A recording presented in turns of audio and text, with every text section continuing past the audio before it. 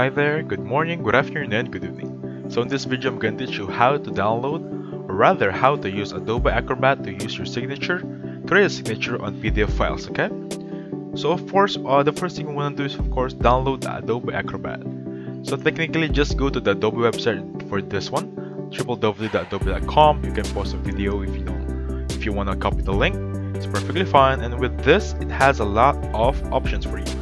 It doesn't really matter if it's just Adobe Acrobat. Adobe.com has a lot of products for you guys, okay?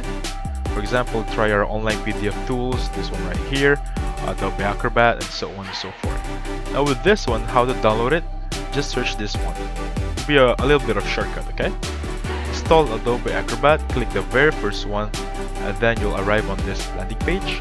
Click on this option right there, and there should be a pop-up on this screen that's gonna say Adobe Acrobat right there.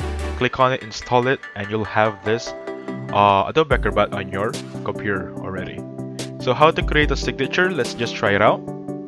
For example, I want to use this kind of PDF. Let me just get a sample PDF right here. For example, this one. I'm going to open it with the Adobe Acrobat because the default is going to be Google Chrome or Microsoft Edge. So for this one, we want to create a signature, a customized signature for our own. Let me just escape this one. So please hover your mouse on this section right here. It says sign, and you'll see add a signature or add initials, okay? So for this one, we're going to click plus sign on the add signature, and then there are three options here. Rather type, for example, if you want to type EMG, GGG, something like that, you can either change the style. So there are default style right here. I think there are false styles. And then with that one, if you don't want to type it up, you can also draw it. For example, I'm just gonna draw something like this. Easy as that, right? It's really fun.